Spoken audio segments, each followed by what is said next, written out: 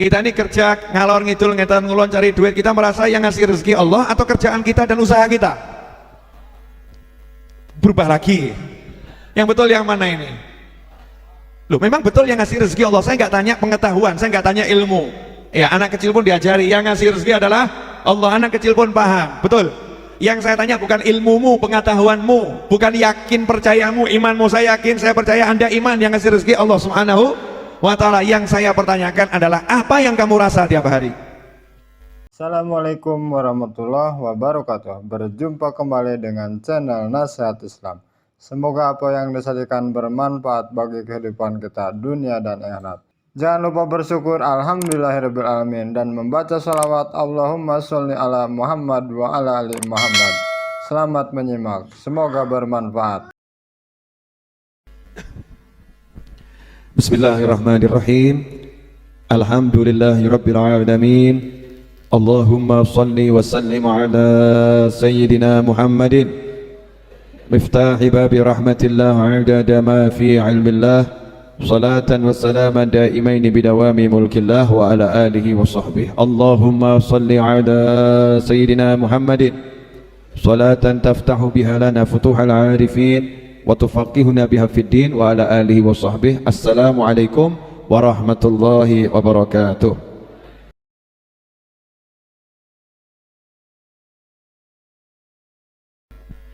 Empat yang diajarkan Imam Nawawi dalam Muqaddimah ini cukup untuk bekal hidup sampai nanti ke surganya Allah Ta'ala. Oke, yang pertama apa? Al-Wahid. Al-Wahid, yang Maha Esa, yang satu. Wahid itu satu. Al-Wahid. Qul huwallahu ahad. Katakan Allah itu Maha Esa. Ini bagian dari Pancasila. Pancasila itu ngambil dari yang begini-begini, ketuhanan yang Maha Esa. Bukan cuma ketuhanan, Pancasila satu, ketuhanan, enggak, ketuhanan yang Maha Esa. La ilaha illallah al-wahid, yang Maha Esa. Apa manfaatnya paham ini? Banyak. Paham satu ini sudah cukup. Sekarang saya mau nanya pada semuanya ini, yang pernah kerja angkat tangan, yang pernah kerja. Ayo angkat tangan, ayo. Ini teknik menghilangkan ngantuk. Pernah kerja, mungkin sekarang pengangguran gitu kan ya, yang pernah kerja angkat tangan. Makanya saya yang pernah kerja angkat tangan, mungkin sekarang pengangguran, tapi kan pernah kerja kan, bidang apapun. Coba dicek ya, dicek selama ini kamu merasa yang ngasih rezeki Allah atau bosmu? Cek dulu, cek hatimu, cek pikiranmu dulu. Ayo, selama ini kamu merasa yang ngasih rezeki Allah atau bosmu? Loh, berubah. Tadi katanya Allah, jangan tertekan loh, saya nggak menekan loh ya, jangan dalam tekanan. Ayo Bapak Ibu jawab dengan jujur.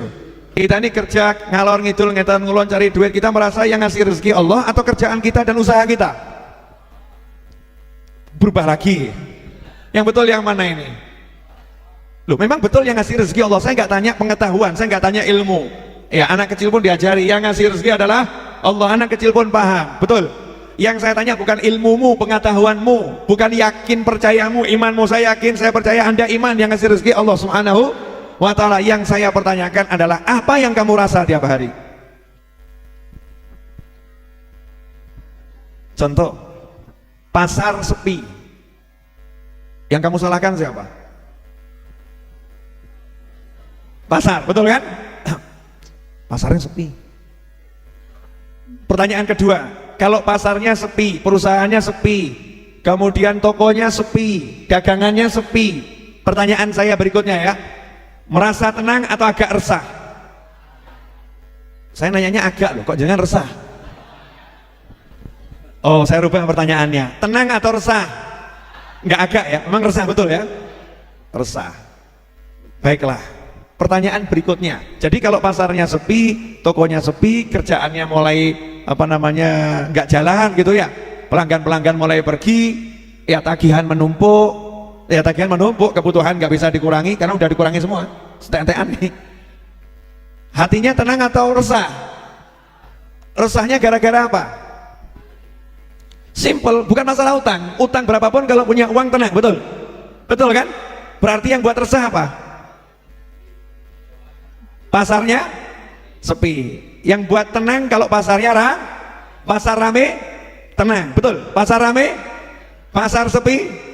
Jawab jujur, pasar rame, pasar sepi. Yang buat tenang, yang buat resah, pasar sepi. Oke, Bu. Sekarang saya nanya sama ibu-ibu. Bapak-bapak ngasih uang ibu 100 juta. Ibu tenang atau enggak tenang? Resah, Bu. Kenapa resah? Kalau suami udah ngasih uang gede, hati-hati. Mungkin dia menyimpan sesuatu. Ya toh? Mungkin untuk menenangkan istrinya kasih uang gede. Gitu, Bu. Jangan suudzon, nggak boleh. Jadi kalau suami ngasih uang besar, Bu, senang atau nggak senang? Senang, betul.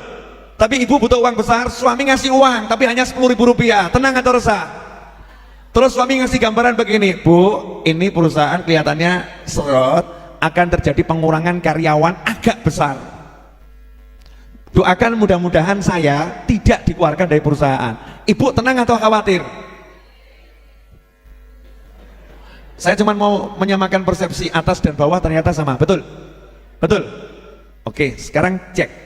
Semua ngucap kalimat syahadat enggak? Ngucap toh? Siapa Tuhannya? Siapa Tuhannya? Ada Tuhan lain? La ilaha illallah. Siapa Tuhannya? Siapa Tuhannya? Banyak atau satu? Satu atau ada yang lain? Enggak ada yang lain? Cuman Allah? Cuman Allah? Siapa yang ngasih rezeki? Siapa yang membuat rezeki sempit? Siapa yang melapangkan rezeki? Paham kita semua itu?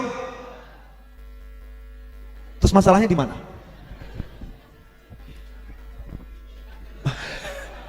Masalahnya pasar sepi, betul. Berarti Tuhanmu pasar sepi atau Allah?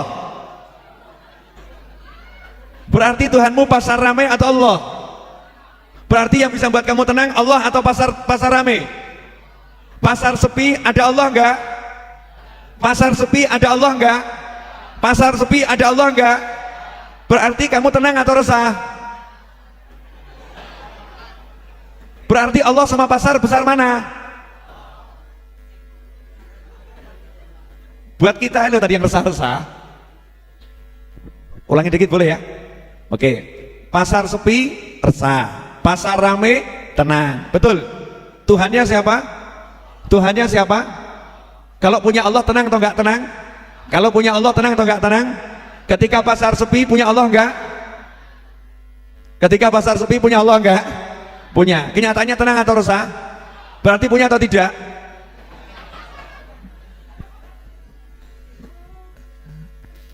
Lah ini loh, karena Al-Wahid, kita belum menghayati Al-Wahid. Yang ada Allah ya, cuman Allah. Kalau yang ada Allah, yang punya rencana besar itu cuman Allah, yang ngatur semuanya cuman Allah. Ya mestinya ya tenang toh, mestinya toh tenang. Pasar sepi, yang ngasih rezeki Allah, selesai. Ditanya sama istrinya, Pak, di pasar ngapain? Ya di toko. Nah kok pulang nggak bawa duit, nggak ada yang beli. Nah, kenapa nggak ada beli? Ya nggak ada yang ke pasar. Nah ngapain kamu di pasar? Ya jualan. Lah yang mau beli siapa? Ya nggak tahu. Lah pasarnya sepi atau rame? Sepi. Sepi biasa atau banget? Banget. Banget seperti apa? Gak ada yang masuk. Lah ngapain kamu masih di pasar? Ya jualan. Lah ngapain jualan kalau nggak bawa uang? Suaminya jawab, lah mana pernah aku tahu ada orang mau beli atau orang tidak mau beli. Bahkan yang sudah di depan mata sudah nawar, sudah jadi, mau bayar bisa gagal kok Bu. Mau bayar bisa gagal kok. Kadang pasarnya itu sepi, tiba-tiba kita anggap sudah mau tutup, udah pulang semua, datang orang juga beli. Tugasku menanti Bu, perkara ada orang mau beli, ada orang gak mau beli, aku gak ngurus. Aku menanti rezeki dari Allah yang Maha Esa. Cuman Allah yang ku nanti Bu, bukan yang lain. Masya Allah, iki bojo, laki-laki, gentleman. Bu, terus Tuhanmu siapa? Jadi kalau suamimu gak ngasih uang, Tuhanmu siapa? Jadi kalau suaminya gak ngasih uang, Tuhannya siapa? Kalau suaminya ngasih uang, Tuhannya siapa? Ada nggak Tuhan yang lain? Kalau kamu buat kenteh yang ngasih pahala, buat kenteh suami yang ngasih pahala siapa? Kamu masakkan suami yang ngasih pahala siapa? Jadi kalau kamu minta pahala dari suami, salah atau benar? Jadi kalau kamu marah ketika suami nggak muji kamu, suami nggak gubris kamu, padahal udah kamu buat kenteh, udah kamu masakkan, udah kamu layani, udah kamu atur kamarnya, udah kamu harumkan, kamu bahkan udah dandan, kamu udah potong rambut, kamu udah ikut senam, kamu yoga, kamu udah bisa fitness, berat badanmu udah turun 50 kilo. Terus suami nggak menghargai sama sekali, kamu marah atau nggak marah? Tuhanmu siapa? Minta balasan dari siapa? Kenapa marah pada suami? Ya itu, karena nggak bisa lihat Allah itu loh. Saya tuh heran, kok kita nggak bisa lihat Allah itu kan berarti kan geblek tuh ya. Bodohnya luar biasa kita ini, sangat bodoh. Kalau nggak bisa lihat Allah, bodohnya luar biasa. Loh, ini semua miliknya Allah, yang ngasih Allah. Bahkan dikirim Nabi, dikirim Rasul, ditinggali kitab Al-Quran, ditinggali ucapan Nabi, ditinggali ulama, dicetakno Gusti Allah, la ilaha illallah. Tenang no pikirmu. Nah, kok jawab, tapi Gus, pasar sepi Gus. Balik situ lagi. Suami-suami, dah ganti topik. Kalau kita nggak bisa melihat Allah, berarti kita kan bodohnya luar biasa, betul ya? Nah makanya Al-Wahid satu, gak ada yang lain. Bu, kamu disuruh milih suami, pilihannya 50, mudah atau susah? Susah. Kalau nggak ada pilihan, pilihannya cuma itu saja, terpaksa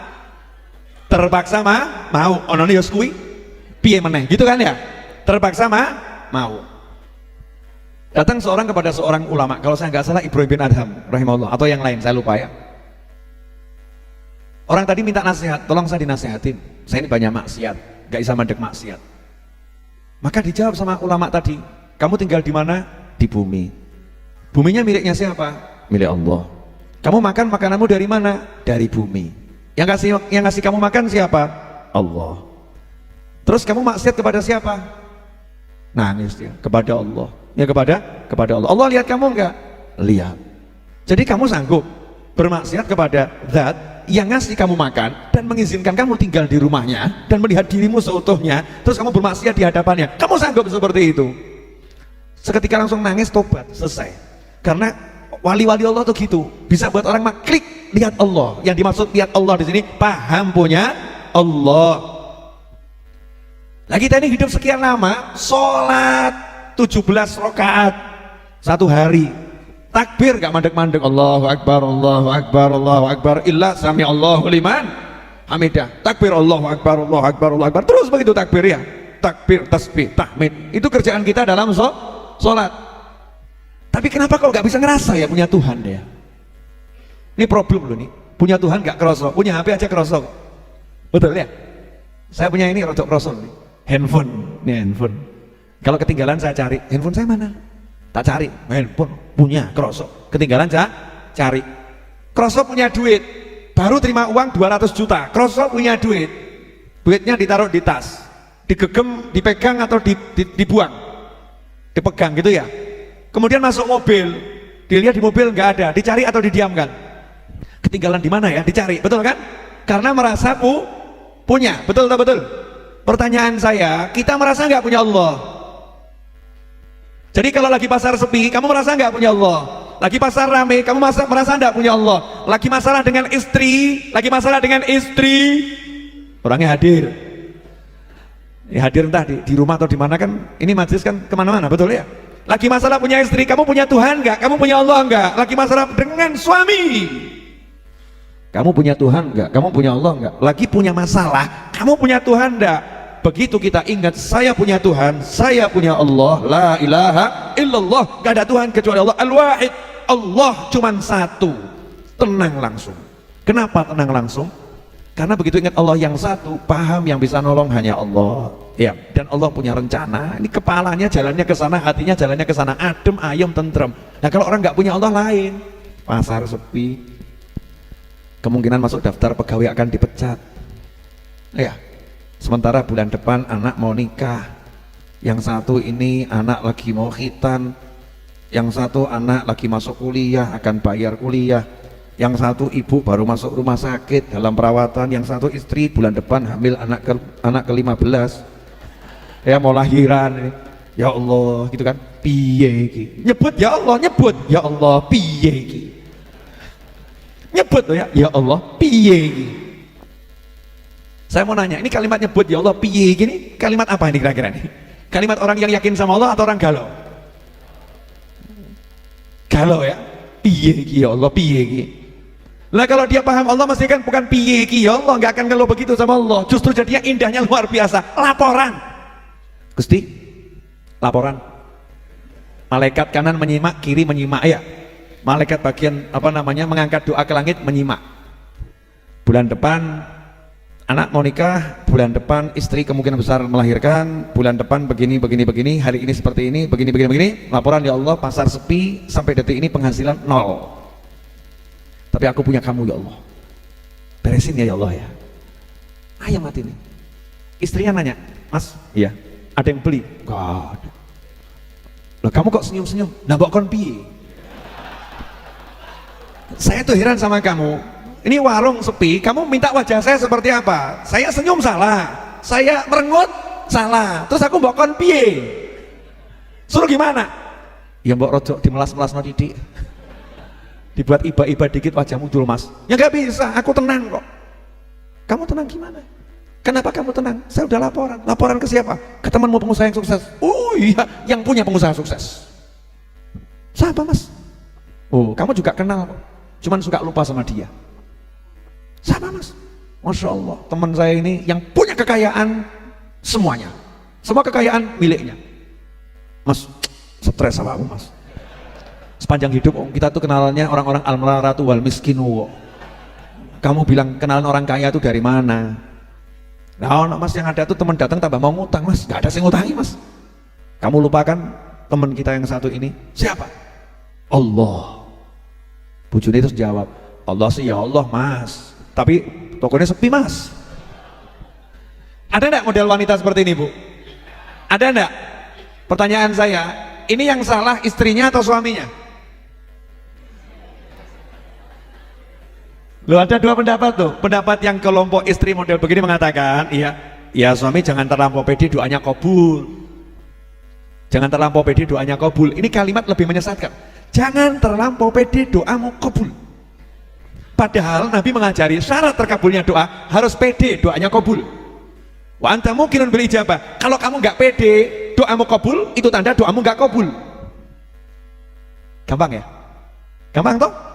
Nah kok ini istri ngajari, udah pak, kamu jangan doa begitu.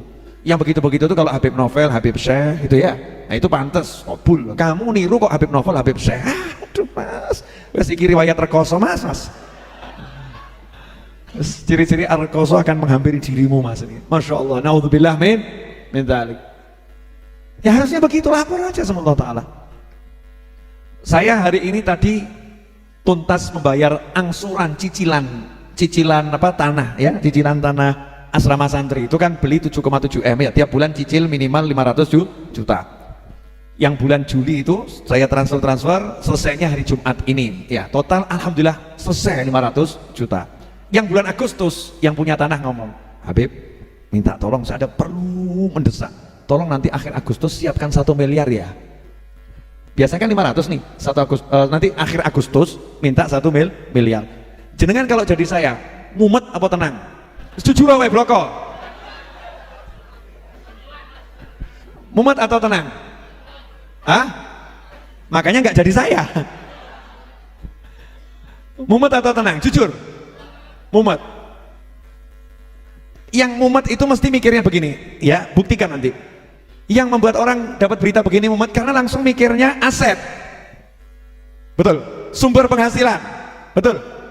Aset, sumber penghasilan, betul kan? Kemudian dana cadangan, entah dengan hutang atau piutang, ya kan?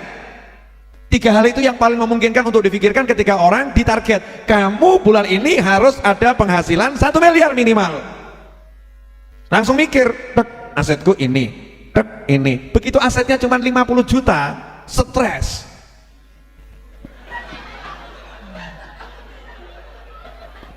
Istrinya nanya, mas, kenapa mas? Panggilkan Ustadz, panggilkan Habib, ya, dijampi-jampi dengan jampi-jampi segala ayat gitu kan, pancet gak gerak, dicek sama dokter tekanan darah normal dan lain sebagainya. Akhirnya tanya ini, salah satu Ustadz yang bijak nanya, yang terakhir datang siapa? Gak ada. Coba dicek handphonenya, buka pesan WhatsApp, akhir bulan kamu harus bayar 1 miliar lagi. Ini nggak sembuh dengan dijampi-jampi ya. Mbok tensi, mbok obat gak waras sih. Ini obatnya kalau model orang seperti ini, mbok edit 3 miliar waras.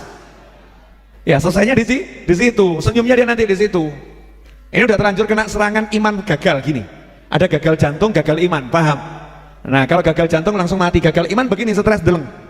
Itu gagal iman. Naudzubillah min dzalik. Beda orang yang punya iman, insyaallah kita semua punya iman. Amin. Punya iman. Orang kalau punya iman itu apapun peristiwanya nggak pernah ngecek diri dan makhluk. Jadi jangan gagal. Al-Wahid akhir bulan 1 miliar. Langsung lihat, aku punya Allah. Aku punya Allah. Tenang dia. Lapor, ya Allah, akhir bulan harus bayar 1 miliar. Sementara biaya pembangunan tiap bulan itu ya gaji tukang dalam 1 pekan sekitar 20 juta.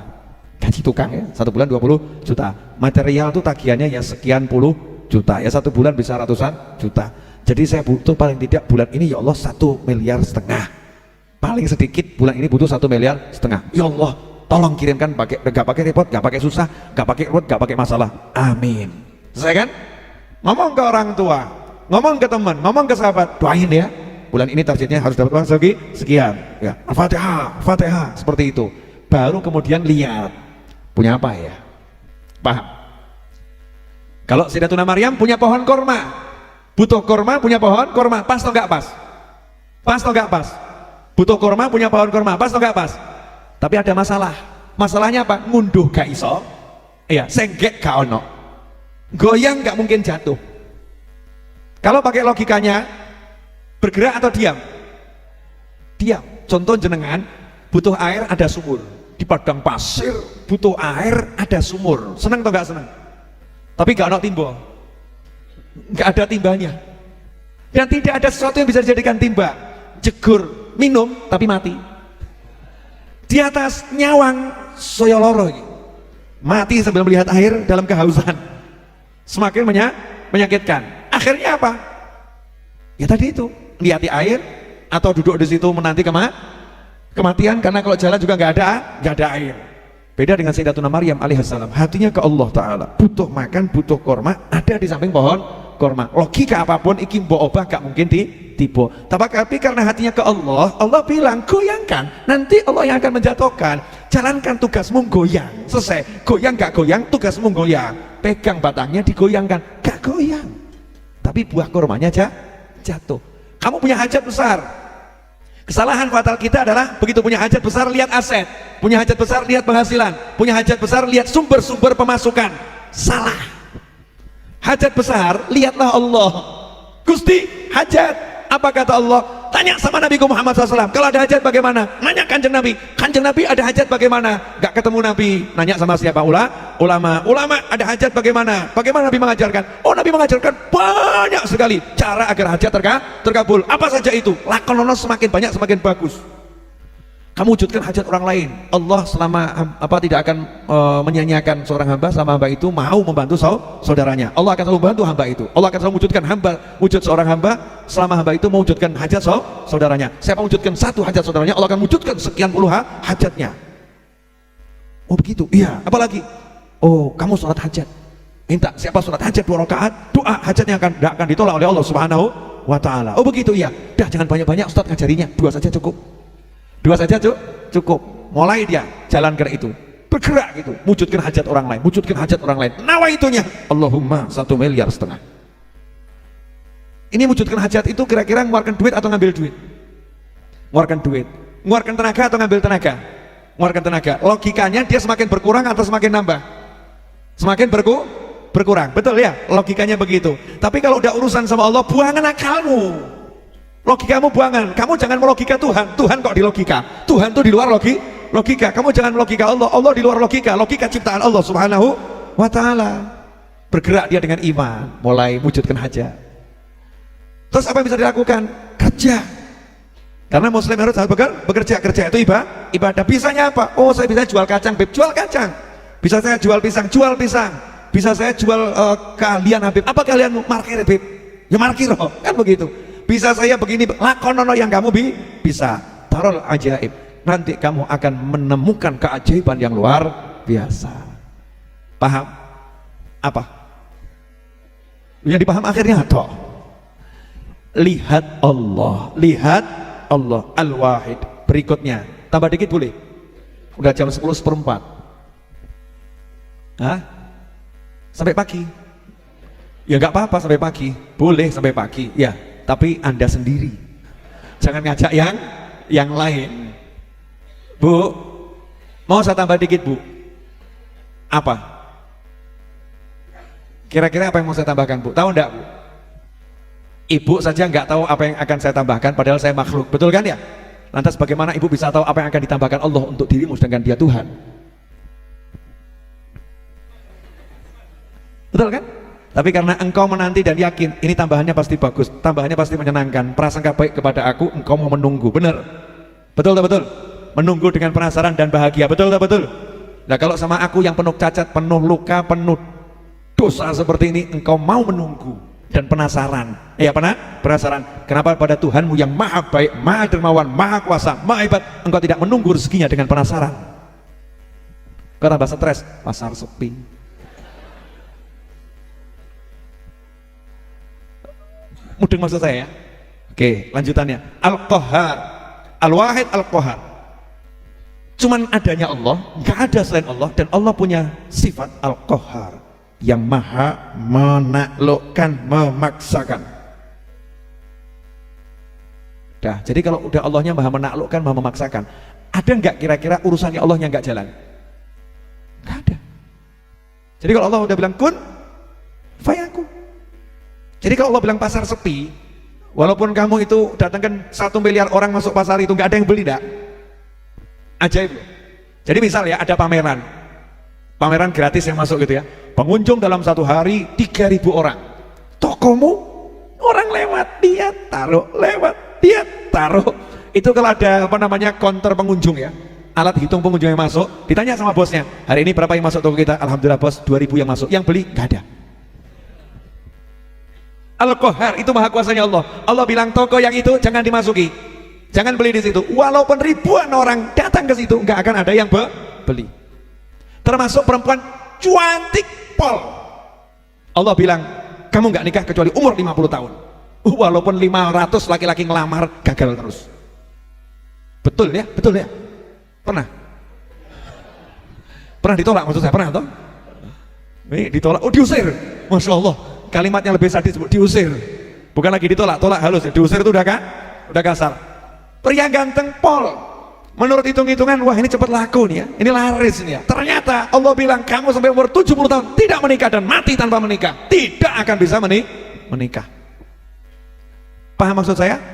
Al-Qahhar itu sifatnya Allah subhanahu wa ta'ala. Nah kalau kamu tahu Allah seperti itu, manfaat no Gusti Allah. Manfaatnya bagaimana? Ya ngomong, ya Allah Engkau maha pemaksa, tolong paksa orang-orang ini untuk beli dagangan saya. Selesai. Udah pernah ngomong begitu? Salamu dewi. Nah itu orang yang merasa punya Tuhan enak, aku punya Tuhan yang maha menaklukkan. Ya udah, bayangkan bumi dalam genggaman, laris, moro kabeh. Gak proso itu. Hatinya nyambung ke Allah subhanahu wa ta'ala. Al-Qahhar. Nah tapi kalimat Al-Qahhar ini kalau mandek di situ, mukmin yang kuat pedot jantungnya. Kenapa? Ya takut sama Allah. Allah itu penakluk loh. Allah itu pemaksa. Menghadapi Allah yang sendiri, gak ada saingannya dan tidak mungkin ada saingannya, cuman Allah sendiri. Terus Allahnya maha pemaksa. Wah ngeri. Jadi kalau Allah bilang, yang ini masukkan neraka, ya neraka loh ya. Gak hitung-hitungan masalah amal ini, gak iso ini. Yang mukmin yang kuat itu jantungnya kalau tidak di tombol itu bisa pedot. Makanya orang kalau beli jamunya, jamu Jawa itu ya ada apa namanya, jamu pahit ada tombolnya, betul ya? Biasanya tombolnya beras kan kencur, yang pahit kemudian dikasih manis. Al-Quran begitu, setiap ayat adzan selalu ada ayat rahmat. Setiap asmaul husna yang di situ sifatnya keras ditutup dengan sifatnya lembut. Termasuk di sini Imam Nawawi mengatakan Al-Karimul Ghaffar. Meskipun Allah maha penakluk, tapi Allah itu maha dermawan, lomo. Kalau ada raja yang maha penakluk tapi lomo, asyik gak? Asyik kok. Jadinya kita tuh segan, gak takut tapi segan, dan kita akan cinta, kita akan suka minta sama raja yang seperti itu. Al-Ghaffar, dan suka mengampuni. Dikasih tombolnya di sini 2, Al-Karim sama Al-Ghaffar. Nah sekarang kalau kamu punya Tuhan yang maha pemurah, maha penakluk, dan Tuhan itu maha pengampun, Apa alasanmu untuk tidak mendekat pada Tuhanmu? Mau bilang apa? Saya banyak dosa. Allah Maha Pengampun. Ya hidup saya susah. Ya, mau minta sama siapa? Bukan sama Allah. Saya tuh kadang rodo heran nih, akhiran ya, terakhir. Hadirin, tolong dijawab jujur. Pernah tidak dengar kalimat seperti ini? Kenapa kamu nggak ke pengajian? Kenapa kamu nggak sholat? Kenapa? Jawabannya, saya lagi banyak masalah. Pernah tidak dengar orang ngomong seperti itu? Pernah ya? Kenapa kamu ibadahmu lesu? Iya, saya barusan dimarah istri. Istri saya begini-begini, ibadahnya lesu. Pertanyaan saya, lah yang bisa menyelesaikan siapa? Yang bisa ngasih rezeki siapa? Jadi seharusnya kalau dalam tekanan, seharusnya kan semakin mendekat pada Allah Subhanahu wa Ta'ala. Betul, betul. Semakin banyak dosa, seharusnya semakin kemana? Ya semakin banyak istighfar, semakin banyak maksiat, semakin banyak taat, ngejur Allah lewat taat, ngejur Allah lewat istighfar. Semakin sepi pasarmu, semakin banter bengokmu. Gusti, ya Allah, please, Allahumma. Tapi sama senyum, jangan wajah-wajah nggak jelas. Ya Allah, sepi ya Allah. Malaikat nyawang, alah, ngono wae kok. Mbok nyantai itu urusan duit kok. Kalau kamu nggak sholat subuh telat nangis gitu ya. Masalah pasar sepi itu hal ringan, bukan hal berat. Tenang saja, minta sama Allah Subhanahu wa Ta'ala. Apa yang saya ajarkan dan saya sampaikan ini ya, tidak akan bisa menjadi sesuatu kalau Anda menggunakan akal. Ini hanya bisa diimani dan diamalkan. Ya, diimani dan diamalkan. Karena ini pelajaran iman, masalah syahadat. Ya, bukan fikih sholat. Ini syahadat, diimani dan diamalkan. Dengarkan berita akhir-akhir ini yang masuk viral di YouTube, di TV, di WhatsApp. Saya baru lihat tadi, ya lihat di WhatsApp ada yang ngirimi nenek-nenek umur 60 tahun bisa sodakoh 10 juta ya, sodakoh 10 juta untuk ikut korban sapi, padahal kerjanya pemulung, ngambil botol ya kan, dikumpulkan setahun bisa beli sapi dengan 10 juta, artinya kan gede itu bagiannya, betul ya? Kalau lihat seperti itu, terus kita mau ngomong, saya nggak mungkin bisa beli mobil, nggak mungkin saya bisa ini. Itu kalimat nggak mungkin itu yang nggak mungkin apa itu? Ya kamunya yang ngomong nggak mungkin, maka jadinya nggak mungkin. Kalau kamu minta sama Allah dan kamu gerak seperti nenek tadi, dia minta sama Allah, dia gerak, dia nggak ngomong, saya jualan botol loh, masa bisa sih ikut korban sapi 10 juta, masa bisa? Ya, masa bisa? Kalau mikirnya begitu, nggak mungkin. Tapi mikirnya, aku bisa, aku iki, tak melaku, selebihnya minta Allah, pasang niat. Hasilnya apa? Geger masa Indonesia. Geger masa Indonesia. Nenek-nenek bisa nyumbang sapi 10 juta. Betul. Oke, pertanyaan terakhir untuk menutup majelis ini. Akhiran. Apakah masih pengen sumpah? Masih pengen sumpah? Yang hadir, masih pengen sumpah? Tidak pengen? Tahu tidak sebabnya sumpah apa? Gak punya uang, sebabnya sumpah gak punya uang. Pertanyaan selanjutnya, betulkah sebabnya sumpah gak punya uang? Enggak, sebabnya sumpah adalah memikirkan gak punya uang. Betul? Kalau gak punya uang tapi mikirnya Allah, sumpah atau tenang? Sebagian bahkan bahagia. Sebagian bahkan bahagia. Kau udah mikir ke Allah Subhanahu wa Ta'ala. Kalau begitu, apa yang harus kita lakukan tiap hari biar semakin bahagia? Jangan mikir dunia tapi mikir Allah. Jangan mikir harta tapi mikir Allah. Jangan mikir pekerjaan tapi mikir Allah. Kerja mikir Allah. Punya duit mikir Allah. Punya duit yang dipikir Allah. Keren kan? Kerja yang dipikir Allah. Apapun aktivitas yang dipikir Allah, hidupnya akan tenang, akan bahagia. Insya Allah kita sambung Jumat yang akan datang. Jelas? Pengumuman. Mas Agung Jogja di mana? Oh, di bangunan. Itu Mas Agung Jogja itu bagian yang bantu saya gambar dan mengawasi pembangunan Masjid Ar-Raudhah. Nah, sepekan yang lalu saya nanya sama Mas Agung ini bisa nggak ngecor semua nih? Insya Allah Beb, kalau yang bagian sini bisa, kalau semua ya Insya Allah Beb, ragu dia ngecor semua itu di lantai 2 itu kan ya, karena progresnya kan belum kelihatan. Malam ini progresnya juga belum begitu kelihatan, tapi saya yakin Ahad nanti pagi Insya Allah kita akan ngecor lantai 2 tuntas ya, tuntas lantai 2. Pertanyaannya, kira-kira bisa nggak itu lantai 2 dicor tuntas? Jenengan udah lihat? Berarti nggak ikut Instagram saya. Kalau lihat Instagram saya kan tahu tuh progresnya ya. Kalau tadi siang seperti itu, menurut logika dengan tukang yang ada ya, dan keterbatasan kita mengerjakan karena itu ada, kita punya tetangga ya kan. Kalau tenaga sih insya Allah teman-teman mau 24 jam kali setahun pun kuat, tapi kan ada aturan, ada waktu sholat, ada waktu ibadah, ada tetangga dan lain sebagainya, semua kan harus dihitung. Kalau dihitung matematika selesai enggak? Enggak. Apa yang saya lakukan? Saya enggak mau pakai matematika untuk seperti itu ya, tapi saya mau apa? Pokoknya kamu kerjakan, hari Ahad pagi kita ngecor dan kita akan cor semuanya. Terus apa mungkin? Jangan bicara apa mungkin, buat Allah Ta'ala semua mungkin. Saya nggak nanya tentang Allah, saya nanya tentang Habib. Ya kalau kamu nanya tentang saya tentang Allah. Saya tentang Allah, nggak ada tentang saya tentang Allah. Tentang Allah bagaimana? Oh, saya mintanya sama Allah, kamu nanya tentang saya, nggak bisa. Saya yakin nanti hari Ahad pagi akan ngecor semuanya. Jenengan penasaran nggak? Kalau penasaran, Ahad pagi datang ke sini. Nah ini namanya ilmu, cari tukang ngecor dengan cara seperti ini. Jadi kalau penasaran, Ahad pagi datang ke sini, yang laki-laki ini ya, datang ke sini, kita akan ngecor bersama-sama. Ngambil 1 ember, longken pulang misal begitu, udah termasuk minal ngecorin ya. 1 ember pulang gitu kan, pahalanya sudah itu istiqomah ila yaumil qiyamah, insyaallah ngalir terus. Nah, yang nggak bisa datang ke sini, doanya datang. Biar yang ngecor nih sehat, hasil cornya bagus, selamat, barokah, manfaat, gitu kan ya. Nah, kalau yang nggak bisa datang ke sini orangnya, makanannya boleh datang. Misalnya punya semongko, itu kalau ngecor teman-teman, dikirimi semongko senengnya pol. 1 semangka 1 orang. Lo kan dari pagi sampai sore gitu kan ya. Nah, 1 orang ngambil 1, nanti ngambil 1, dikumpulkan kan 1 semangka. Semangka yang senengnya luar biasa. Yang nggak punya semua itu, semongko nggak punya, tenaga nggak punya, doa nggak punya, punyalah lisan yang baik. Ya, lisan yang baik dan tangan yang baik. Apa? Bantu share. Hari Ahad pagi Ar-Raudhah mengecor loh. Kamu kalau bisa hadir. Share. Ahad pagi Ar-Raudhah ngecor. Share. Nanti insya Allah itu tim ngecornya akan siap. Nah, yang dicor juga siap. Masalahnya selesai atau tidak bukan urusan kita. Tapi semua menuju ke sana harus kita buat semaksimal mungkin. Tahapannya maksimal. Yang terakhir, akhir bulan 1 miliar minimal. Penasaran nggak? Apa yang akan dilakukan Habib Novel? Langkah-langkah konkret, Masya Allah. 20 hari ke depan. Apa yang Habib Novel lakukan? Yang pertama, insya Allah saya akan selesaikan pembuatan buku terbaru. Ya, yang baru bisa saya tulis 1 alinea. Ya, baru 1 alinea.